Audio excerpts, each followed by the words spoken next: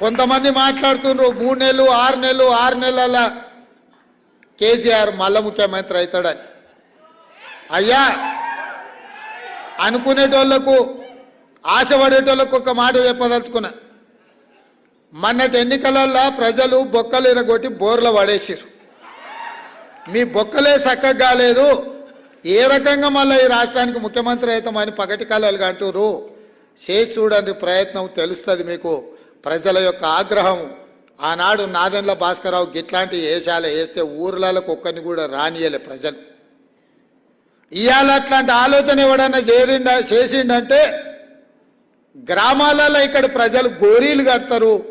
మళ్ళీ మీ గోరి మీరు కట్టించుకోవాలనుకుంటే బతుకుండగానే తెలంగాణ ప్రజలు మీకు గోరి కట్టాలనుకుంటే ఇట్లాంటి విపరీతమైన కోరికలు మీ మెదడులో వస్తాయి.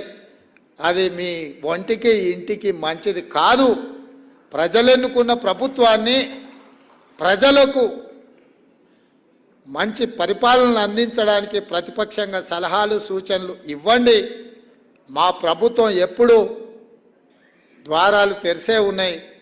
చేతనైతే సలహాలు ఇవ్వండి, ప్రతిపక్ష పాత్ర పోషించండి తప్ప. అక్క కూడా ఇంతకుముందు అన్నది, ఏంది తమ్మి వాడు గని మాటలు మాట్లాడుతుంటే నువ్వేం అంటలేవని. నేను అక్కతో చెప్పిన, అక్క వాడిని అక్కసే వెళ్ళగక్కుతున్నాడు, మనకెందుకు, మనం కుర్చీలో కూర్చోవడమే వానికి వేసే శిక్ష. అందుకే అసెంబ్లీలో కూడా బయటకు పోనీయలేదు అక్క, ఆనే కూర్చోబెట్టిన. బిడ్డ నువ్వు చేసిన పాపాలని మేము చెప్తాం, వినడమే నీకు మేము వేసే శిక్ష అని చెప్పి అసెంబ్లీలో కూడా చెప్పినాం. అసెంబ్లీ సస్పెండ్ చేస్తామంటే వద్దని చెప్పిన. మా స్పీకర్ గారికి విజ్ఞప్తి చేసిన, స్పీకర్ సార్ ఎవరిని బయటకు తోలక వాళ్ళని అందరినీ కూర్చోబెట్టి తలుపులు మూయి వాళ్ళు చేసిన తప్పులని మా బట్టి గారు ఆర్థిక శాఖ నుంచి విద్యుత్ శాఖ నుంచి వైట్ పేపర్ పెట్టిండు. వాళ్ళు చేసిన పాపాలన్నీ మొత్తం లెక్కగట్టి చెప్తున్నాడు, వినాల్సిందే. ఆ పాపాలు చేసిన ఆ ఘోరాలు ప్రజలకు చెప్తున్నప్పుడు వాళ్ళు వినాల్సిందే అని చెప్పి నేను చెప్పడం జరిగింది. అందుకే మిత్రులారా, ఇది ప్రజాస్వామిక ప్రభుత్వం, ప్రజలు ఎన్నుకున్న ప్రభుత్వం కాబట్టే గద్దరన్న జయంతి వర్ధంతులను అధికారికంగా చెయ్యాలని ప్రభుత్వం నిర్ణయం తీసుకున్నది. దాన్ని శాసనం చేయడం జరిగింది. ఇదే కాదు, మొన్న సినీ ప్రముఖులందరూ కూడా నన్ను కలవడానికి వచ్చి చాలా విషయాలు ప్రస్తావిస్తూ గత ప్రభుత్వంలో నంది అవార్డులు ఉండేటివి మీరు పునరుద్ధరిస్తే బాగుంటుంది అని చెప్పి సినీ ప్రముఖులందరూ నన్ను అడుగుతా వాళ్ళకు ఒక మాట చెప్పిన.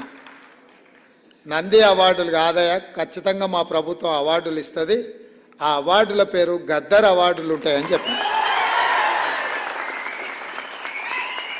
తెలంగాణ రాష్ట్రంలో కవులకు, కళాకారులకు, సినీ ప్రముఖులకు రాష్ట్ర ప్రభుత్వం తరఫున అధికారికంగా ఇచ్చే అవార్డులకు గద్దర్ అవార్డ్స్ అనే పేరు పెట్టి గద్దరన్నను గౌరవించుకుందామని చెప్పి ఈ వేదిక మీద నుంచి చెప్తున్నా. ఇదే శాసనం, ఇదే జీవో అని చెప్పి, నా మాటనే జీవో